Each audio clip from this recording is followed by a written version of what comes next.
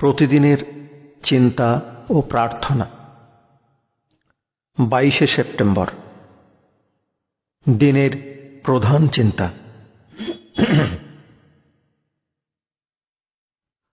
ভক্তি আমাদের সমগ্র বিশ্বের সঙ্গে যোগযুক্ত করে।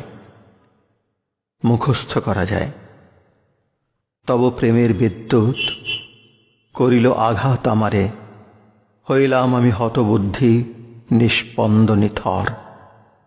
মৃত্যু ভয় মোর অন্ধকার ছায়াসম ঝাঁপিল আমারে, তবু তব বিদ্যুতের আলো করিল নৃত্য ঘেরিয়া ঘেরিয়া। তাহারি মাঝারে আমি লোভিনু জীবন আবার, এই তব নবদান বাঁধিল আমারে তব সাথে। আজ আমি তোমারই কেবল, নাহি আর জড়িত আমাতে। উপদেশ।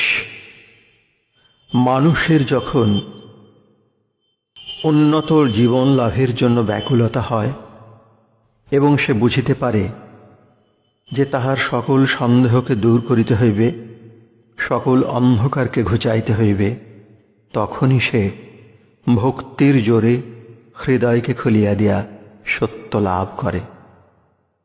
অবিচলিত নিষ্ঠার সাহায্যে সে এক উন্নত জীবন লাভ করে এবং সে সত্যের আলোকে আলোকিত হয়।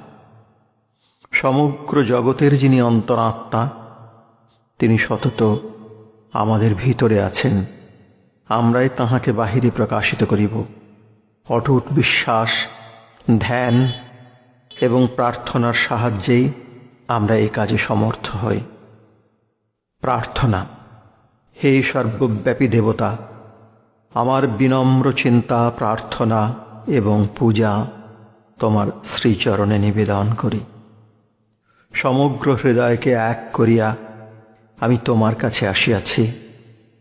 তুমি আমার সহায় হও, যেন আমি নিজেকে তোমার কাছে বিলাইয়া দিতে পারি এবং যেন আমি তোমা হেন ধনলাভের যোগ্য হই। আমি যেন না ভুলিয়া যাই যে যদি সব দান করিতে পারি, তবেই আমি তোমার অনন্ত সত্তার সঙ্গে যুক্ত হইতে পারিব। তুমি আমার এই অর্ঘ্য গ্রহণ করো এবং আমাকে তোমারই শান্তি দান করো।